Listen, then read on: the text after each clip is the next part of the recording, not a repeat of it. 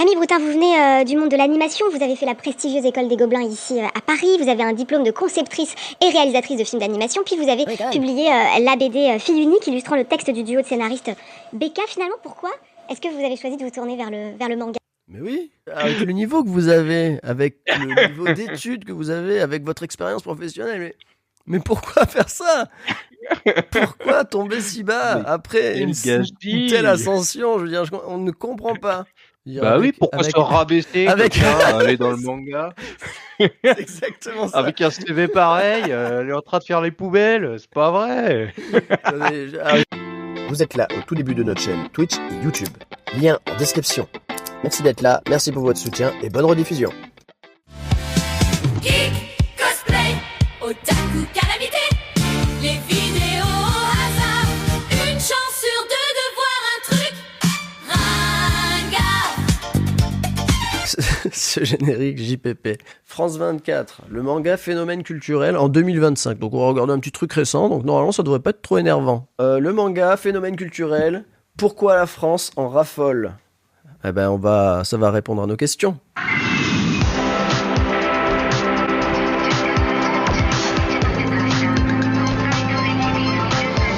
C'est psychédélique le... Oula.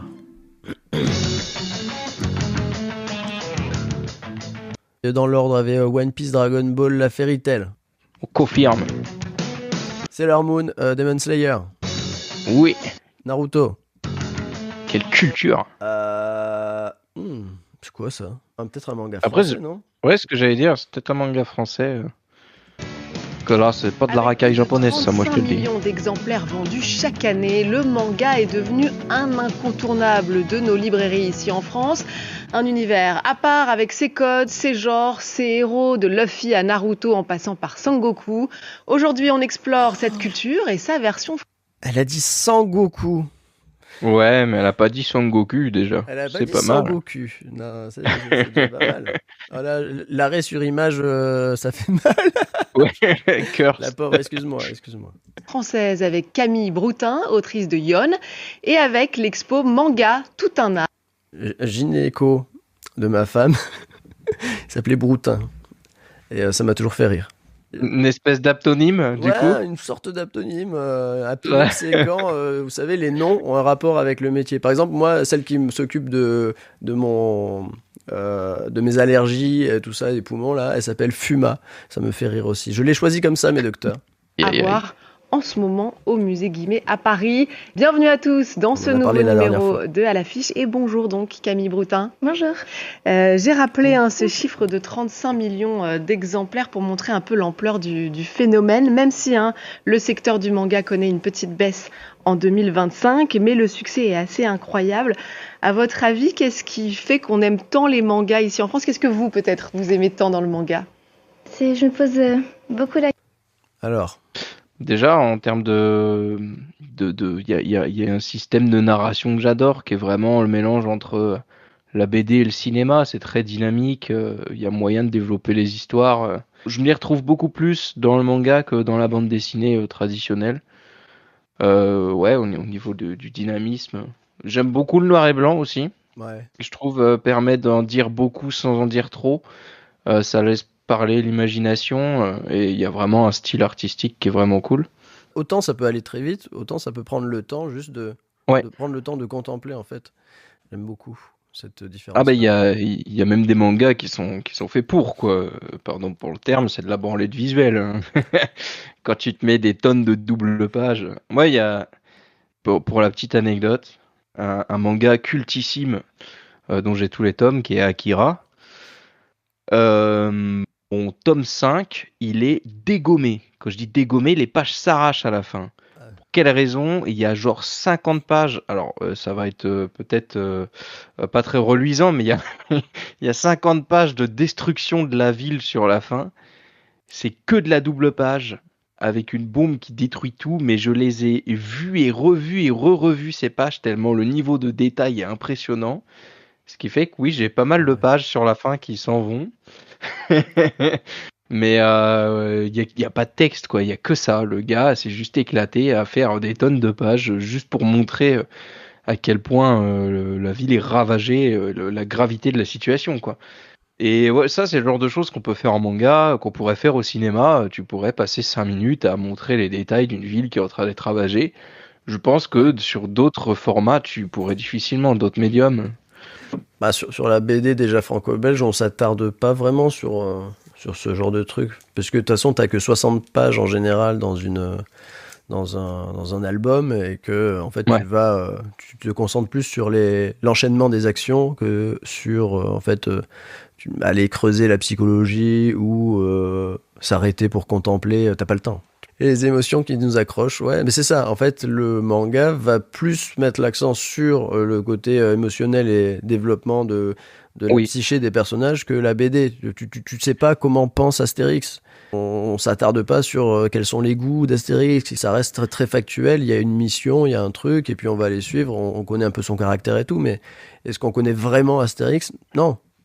Mais même si on reste sur le shonen classique, que ça soit les valeurs ou comment dire, la psychologie des personnages, vraiment tout ce qui est émotion, le passé. Enfin, pour ça, One Piece, c'est les chefs, hein. Chaque personnage, c'est des cas sociaux par excellence, hein. Il leur arrivait tellement de trucs absolument atroces et tu vas foutre des flashbacks de je sais pas combien de chapitres juste pour montrer la vie de merde qu'ils ont eue.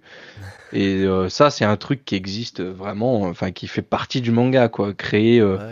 un background au personnage qui est là vraiment pour te titiller. Et je trouve ça cool. Parce que derrière, toute la psychologie du personnage, toutes les actions qu'il va avoir, y compris les méchants, c'est lié à ça, quoi. Au fait que tu te dises, ah, mais ce gars, il a pas eu de chance, il a vécu ça. Que ce soit les gentils ou les méchants, je trouve qu'il travaille beaucoup là-dessus. Comme on a tous chialé à la mort de Ace à Marineford. C'est un spoil ou... Bon allez, on t'écoute Camille. La question, moi aussi, c'est difficile de mettre le doigt dessus exactement, mais personnellement, il y a une émotivité dans le manga que j'ai du mal à retrouver ailleurs. Pour moi, c'est ça. L'émotion qu'on Ouais. sent à travers Bravo. ces Olios, il dessins. a Vous pré-shot. êtes Pré-shot. l'autrice Pré-shot. du manga Yon. Les 2 premiers tomes sont parus chez Dargo. Les voici. Le 3e Bah doit voilà, on a sortir la en réponse. mars 2026. Il y en aura 4, donc en tout. C'est l'histoire de Margot. Elle est élève dans un pensionnat pour filles et elle est plutôt solitaire jusqu'à ce qu'un phénomène paranormal vienne perturber la vie de l'école. Alors, vous pouvez pas tout nous révéler. Toujours Mais du Camille, dites-nous paranormal un dans peu les mangas. quel est ce phénomène et reptiliens. peut-être d'où vient cette histoire. que C'est vous nous beau, mais le prix m'a refroidi. Alors, cette histoire, elle vient... Le prix de Yon, je vois que ça a l'air d'être des volumes en A5. Donc j'imagine qu'ils sont pas à moins de 12 balles, un truc comme ça, 12-13 balles, 14, je sais pas. Attends, il faut qu'on sache. Allons enquêter. 13,50 pour Yon. Les mangas chez Dargo sont un peu chers. Bah s'ils les font tous dans le grand format comme ça, un petit peu perfect édition machin et tout ça. Ils font pas du livre de poche en fait. Allez Camille. D'un jour où je me promenais près d'une école abandonnée et que j'ai imaginé des petites billes tomber du ciel. Donc, Voilà, donc ce phénomène, c'est ça. Ce sont des petites billes qui tombent du ciel et qui peuvent dévorer tout ce qui les entoure. c'est ça, oui. J'allais dire c'est mignon. Après, en fait les billes elles dévorent les gens. Mhm. Il y a une raison au phénomène et toute une réflexion derrière que je vais peut-être pas expliquer tout de suite. Donc vous êtes inspiré aussi de votre propre parcours. Il y a de vous dans ces héroïnes. Ah, elle a la phobie des billes. Oui. Elle a l'air toute timide et tout. Oui, elle a l'air toute timide. Elle a l'air toute timide, c'est hyper dur. Bah, alors bon, pour connaître pas mal de dessinateurs, la plupart ils sont pas à l'aise en public, hein. Donc c'est vrai qu'aller sur un plateau comme ça, ça va être un peu intimidant. Donc on comprend. C'est très accrocheur, elle le raconte un peu mal. Ouais, mais je pense que c'est juste parce qu'elle est pas à l'aise. Et donc du coup, elle doit pas savoir dérouler vraiment ce qu'elle veut dire. Les héroïnes sont des parties de ma personnalité, chacune d'elles, que j'ai un peu étoffées pour en faire des personnages à part entière. Et puis alors, on va s'arrêter sur ce titre. C'est vrai que spontanément, je ne sais pas pourquoi, je pensais à un mot japonais, mais en fait, Yon veut dire un, c'est ça, en créole haïtien. Il y a un mélange. Je pensais à du japonais, moi aussi. Bah, Yon, ça veut dire 4. Et apparemment, ça veut dire 1 en haïtien. C'est double truc, quoi. Des cultures là. Oui, c'est ça. Alors, maman est haïtienne, donc j'ai voulu l'inclure. Et je voulais aussi que ça sonne un petit peu japonais, faire un mélange comme ça. Et puis c'est un petit peu... Enfin, oui. C'est un petit peu, oui, on dirait moi. C'est le thème de l'histoire finalement, et j'ai voulu le mettre dans le titre pour pas l'oublier.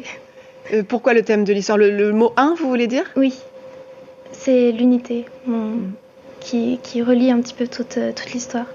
Le pouvoir de l'amitié. Ça me permet de garder le cap. Dans votre histoire, il y a du harcèlement scolaire, il y a le confinement. Moi, ça m'a un peu replongée pendant cette pandémie de Covid-19 où on était enfermés puisqu'elles doivent se retrancher dans l'école pour échapper à ces petites billes qui pourraient les dévorer. Il y a la peur de l'autre, la peur de la différence, de l'inconnu. Qu'est-ce que vous avez eu envie de raconter avec ce manga? Tout ça, ce sont des répercussions du thème de l'unité, de la connexion, de la déconnexion par rapport à soi-même et par rapport aux autres. Et il y en a qui dit c'est giga propre, ça me donne trop envie de lire la série. Je suis assez d'accord. J'avais jamais entendu parler, mais ça a l'air bien. J'ai du mal à connecter le fait de parler de billes et de dévorer. Pour moi, être bille, c'est tellement mignon, c'est tellement doux. Je me demande si elles ont des dents ou si elles absorbent les corps, tu vois. Peut-être un peu comme les fourmis. Tu te dis, ouais, les fourmis, c'est tout petit, machin, mais s'il y en a des milliards, elles se montent sur toi, là, elles te grignotent. Je comprends pas tout ce qu'elle dit, parce qu'elle reste un peu floue sur les concepts et tout. Mais ça a l'air réfléchi, puis elle a l'air un peu perchée, et j'aime bien. Finalement, ça en découle. Le harcèlement scolaire, tout ça, ça découle de ces thèmes. Après, bon sujet, qu'on ressent très fort dans Yon. On regarde tout de suite ce que ça donne en images. Allez, on veut voir. Petite musique et tout.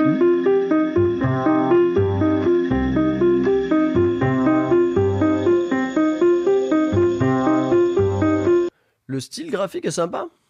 Ouais, j'allais dire, il y a un côté vraiment années 90 ouais, dans les mangas. C'est ça.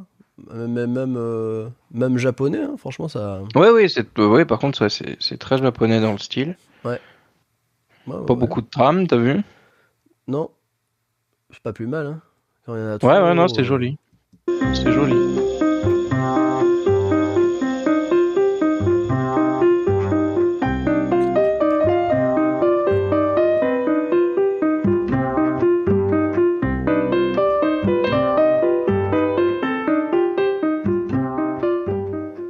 Camille Broutin, vous venez du monde de l'animation, vous avez fait la prestigieuse école des Gobelins ici à Paris, vous avez un diplôme de conceptrice et réalisatrice de films d'animation, puis vous avez publié la BD Fille unique illustrant le texte du duo de scénaristes Becca. Finalement, pourquoi est-ce que vous avez choisi de vous tourner vers le manga? Mais oui. Pourquoi se rabaisser aller dans le manga? C'est exactement ça. Avec un CV pareil, elle est en train de faire les poubelles, c'est pas vrai. Avec le niveau que vous avez, avec le niveau d'études que vous avez, avec votre expérience professionnelle, mais pourquoi faire ça? Pourquoi tomber si bas après une telle ascension? Je veux dire, on ne comprend pas. On ne comprend pas. Après, elle est chez Dargo quand même, excusez-moi, ça va. Hein. Oui, mais elle aurait pu être au cinéma, tu te rends compte? Elle aurait pu, voilà. Elle est là, et qu'est-ce qu'on fait? Du manga. Franchement. Loser. C'est peut-être pas ça qu'elle voulait dire, la journaliste, mais bon. Non, il y a un peu de ça, il y a un peu de ça, il y a un peu de ça. C'est surtout par nostalgie et par sentimentalité. Je voulais revenir à ce qui m'avait donné envie de dessiner quand j'étais petite. Avant les écoles d'art, avant les notes. Tout ça. Donc vous étiez une grande lectrice de manga et c'est ça qui vous a donné envie de devenir dessinatrice? C'est ça. Oh, c'est fou, quand on lit du manga quand on est petit, on peut quand même faire des trucs après. Arrêtez de diffuser de telles choses. Après, les gens vont croire que le manga, c'est pas dangereux. En vrai, on donne de la condescendance à la journaliste, mais je trouve qu'elle a l'air vraiment intéressée, quoi. Oui, ça... Je pense qu'elle l'a lu. Ça a l'air, en tout cas. Vu ce qu'elle disait tout à l'heure sur le harcèlement. Ouais, fait bien semblant. Je suis taquin. On revient à toi, Camille. Allez, on t'écoute, Camille. Oui, exactement. En tout cas, certains, eux, vous, c'était dans les mangas, mais quand vous étiez petite, d'autres, justement, veulent remonter aux origines du genre pour trouver l'inspiration. Le musée Guimet, à Paris, consacre ses 3 étages à l'art du manga. Oh. Est-ce que c'est de là que vient le morceau de One Piece avec Macron? Est-ce que c'est de cette interview? C'est méconnu et met en regard les œuvres de l'art japonais et le manga contemporain. Regardez ce reportage signé Yongchim. Luffy de One Piece, Astro Boy, ses héros. Luffy de One Piece, on dirait une voix générée par IA là qui parle, c'est trop chelou. T'es en train d'insulter un journaliste, t'es pas Oui, très je suis gentil. peut-être en train d'insulter un journaliste. Lui, il arrive jamais à cocher le captcha, je ne suis pas un robot. Je ne suis pas un robot. Merde. Emblématiques ont conquis la planète. Aujourd'hui, le musée Guimet leur rend hommage dans une exposition qui remonte aux origines du manga et de leurs figures emblématiques, comme le héros de Dragon Ball. Son Goku, l'animation. le roi singe, en fait, c'est lui. un classique chinois. C'est Didier. Qui a été importé au Japon et qui Didier. est devenu un héros à part entière de la culture japonaise et qu'on retrouve dans les mangas, dans les bandes dessinées. Oui, le roi singe. J'ai vu qu'il y avait aussi, il y a un jeu vidéo, mais j'ai toujours pas vu le film. Il a l'air super cool. Donc Sur je sais pas si vous Netflix l'avez vu. Je crois que c'est sur Netflix, le roi singe. Ouais, je l'ai vu, je Ah, tu l'ai vu. Ça a l'air chouette. Bah, ouais, c'est le premier arc. Mais ça va, il était bien, il était joli. D'Akira Toriyama. Ce qui est intéressant, c'est que les Japonais ne considèrent pas les mangas comme un art. Pour eux, c'est 7e, 8e art et 9e art additionnés. Ici, l'histoire de la bande dessinée japonaise Ici, il a se voulu révèle. dire. Genre, ça fait partie de l'art en général et c'est pas fractionné comme nous, on peut fractionner le truc. Je sais pas. L'exposition revient aux toutes premières images narratives. Déjà depuis Ça, c'est plusieurs chouette. siècles, on raconte des histoires avec du texte et des images. Par exemple, ici, dans cette exposition, on présente des rouleaux dans lesquels il y a des dialogues dans l'image. Donc ça, c'est quelque chose qui rapproche des mangas, mais ce ne sont pas des bulles, ce sont juste des textes, enfin des paroles qui sont calligraphiées directement au-dessus des personnages. Ces rouleaux illustrés appelés maki étaient le mode de narration principal dans le Japon ancien. Celui-ci, Un peu l'histoire de l'ancêtre du Kengaku, manga. date Ouais, de c'est pas mal. 1802. Des images qui semblent déjà annoncer le manga moderne pour le jeune mangaka français Victor Dermo. Moi, je trouve ça super impressionnant, surtout le travail du trait. En fait, la ligne est tout le temps présent, j'ai l'impression depuis toujours apparemment. Par contre, c'est l'état de conservation qui est assez incroyable, je trouve. Donc, est-ce qu'elles ont Ouais. été peut-être restaurées? C'est possible. Mais chouette. Enfin, il y a vraiment une belle couleur. Hein. Un style esthétique qui est déjà grave dans la pop culture, donc là, je vois que c'est vieux. Victor Dermo, ça me parle. Diamond Little Boy. Ah, oui, ok. Chez Vega. Diamond Little Boy. Ben, c'est chouette, on t'écoute, Victor. Vieux parce que le papier, il est bien jaune, mais le travail du mouvement et tout, je trouve ça dingue. Les yeux, ils se laissent guider tout seuls sur l'histoire. L'impression à grande échelle sur du papier recyclé a permis au manga de gagner en popularité. Le style graphique ne cesse d'évoluer et d'influencer des générations entières au-delà même des frontières du Japon. Un langage et des codes que les jeunes dessinateurs se réapproprient. En vrai, j'étais perplexe, mais ça me donne bien envie d'aller la voir, cette expo, finalement. Ça a l'air bien. En vrai, ouais, ça a l'air bien. Dans Ça risque Diamond d'être Little long. Boy, Hein. Victor voir. Dermo a appliqué tout ce qu'il a appris au Japon en tant qu'assistant manga. Ah, on a la réponse. Ah, ça vient de On a la Diamond réponse Little du Boy. début. Du coup, voilà, C'est les un images set complet. qu'on voyait au début, qu'on savait pas de quoi c'était, eh ben c'est Diamond Little Boy.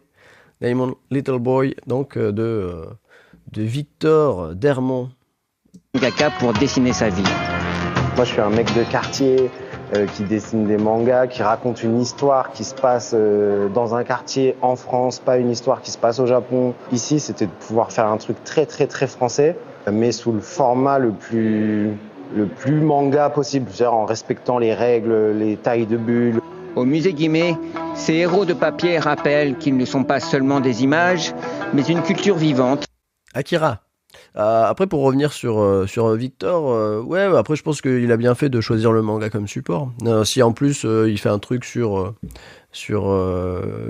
les quartiers et tout ça, c'est quand même un type de lecture qui est quand même le plus lu, je pense, au niveau de la jeunesse. Donc, Oui, clairement. Oui, c'est un bon moyen de passer un message, ouais. c'est ça.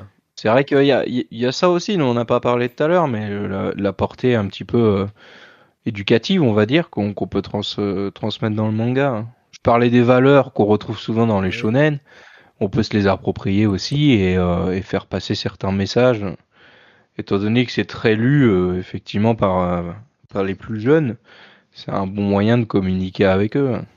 Enfin, je passe pour un boomer en disant ça, mais... Il y a quand même plus de messages dans les mangas que dans Peppa Pig. Oui, c'est sûr. Bah, hein, le plus manga possible, c'est un adjectif maintenant.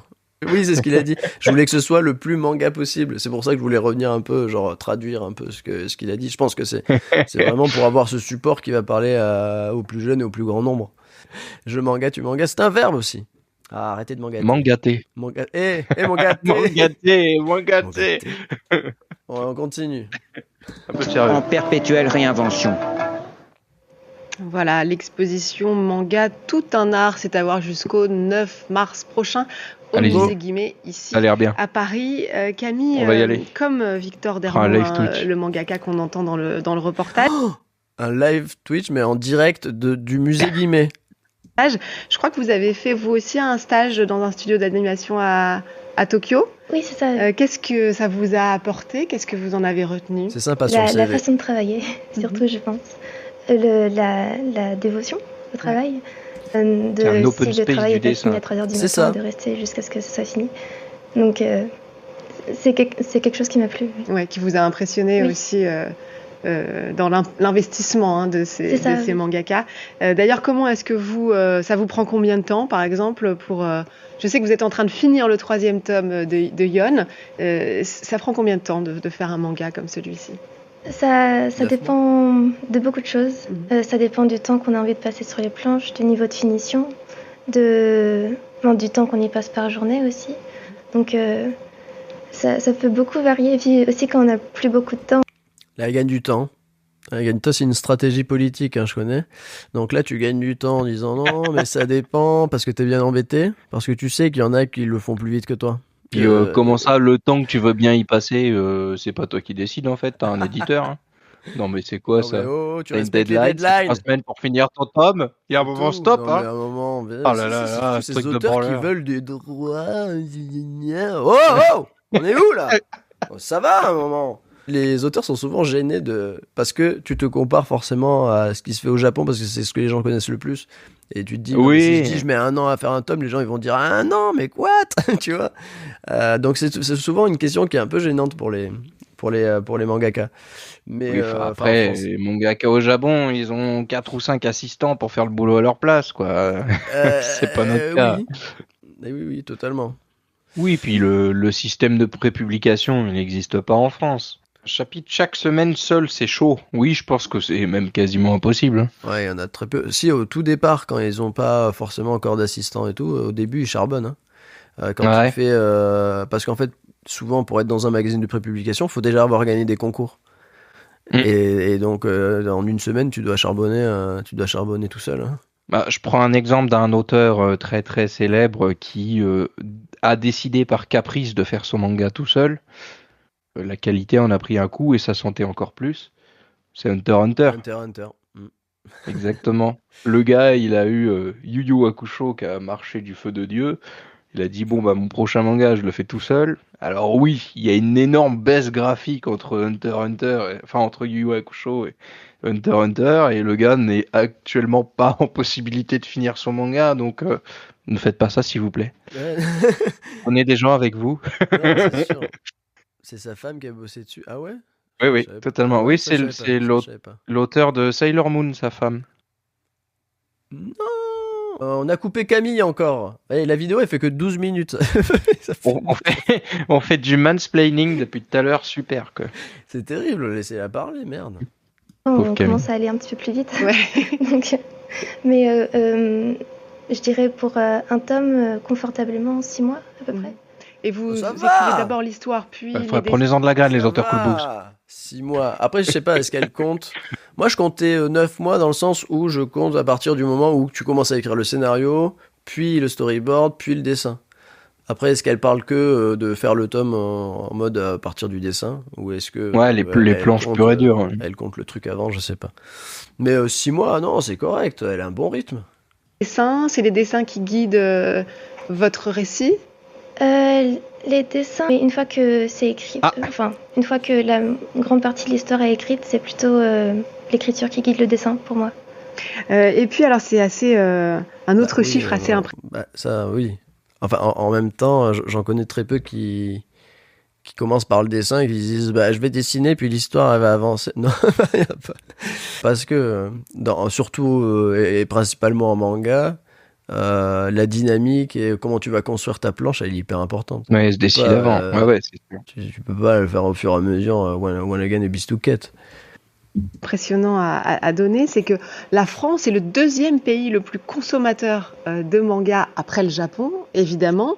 Et il y a même ce terme qu'on dit manfra, c'est-à-dire ces ouvrages d'auteurs et d'autrices français qui reprennent les codes graphiques du manga japonais, mais pour raconter... Ouais, alors manfra, je suis désolé, mais c'est dégueulasse. Alors que franga, on aurait été bien. Franga, on dirait une boisson... Alors, peut-être je me gourre, mais il n'y a pas le terme Japon dans manga.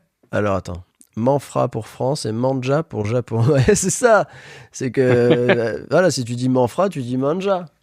Le manfra, il y a ça. Alors soit c'est appelé manfra, ça peut être appelé aussi global manga. On écoute Camille. Des récits bien ancrés dans l'univers français, hein, c'est ce que Victor Dermo racontait. Alors vous, Yon, ça pourrait se situer à plein d'endroits, mais est-ce que finalement vous vous nourrissez aussi de votre culture française et peut-être du coup un peu ailleurs? Non, je la renie. Je déteste ça. Pour réinventer le manga. C'est une bonne question. Je pense que comme je l'ai basé sur des endroits où j'ai été à l'école, il y a forcément la culture française qui en ressort. Les uniformes aussi, j'ai essayé de me baser sur des uniformes français. Après, j'ai pas beaucoup réfléchi en termes d'influence culturelle dans l'histoire, mis à part le... Ouais, c'est plus quelque chose qui va être de l'ordre de l'inconscient finalement. Tu laisses parler, quand tu laisses parler en fait et que tu veux vraiment transmettre quelque chose et que tu laisses parler un peu ton âme, on va dire, forcément, en fait, c'est tout ton vécu et c'est tous tes trucs à toi et tes coutumes que tu as pu voir et tout ça. Donc tu peux mettre que du toi dedans, tu vois. Quand tu réfléchis pas à est-ce qu'il faut que je vais faire il faut que ça se passe au Japon parce que mon manga, c'est japonais quand même le manga. Ouais. Donc si tu réfléchis pas trop et vraiment que tu te livres, forcément, il y a ta culture qui va transparaître dedans. Ouais, c'est une œuvre plus personnelle, quoi. Et maintenant, un petit peu de ASMR. Alors, salut à tous. Ça m'insupporte. Arrête. Le graphisme. Ouais, il y a dû avoir un mélange un peu de tout. Oui. Merci en tout cas Camille d'être venue sur le plateau de À l'affiche. Yon, tome 1 et 2 est déjà disponible dans la collection Combo chez Dargo. Et puis le 3e tome est à venir pour mars 2026. Merci à vous de nous avoir suivis. N'oubliez pas de nous retrouver sur france24.com ainsi que sur tous nos réseaux sociaux. On va se quitter avec la ressortie d'un classique du manga japonais, Gen aux pieds nus de Keiji Nakazawa, publié au Japon entre 1973 et 1985. C'est le tout premier manga à affronter la tragédie d'Hiroshima. Une dizaine de planches originales de ce manga sont d'ailleurs à admirer en ce moment au musée Guimet. Je vous laisse découvrir et vous dis à très vite. À très vite, merci à toi, merci à Camille, merci à Victor et merci à Didier pour ces images. Cette Camille, elle a écrit quel manga? Un manga qui s'appelle Yon, Y-O-N, 2 tomes déjà parus chez Dargo, le 3e au mois de mars. Waouh, t'es resté jusqu'au bout, incroyable. Toi je t'aime bien. Bon, il te reste plus qu'à t'abonner sur notre chaîne Twitch.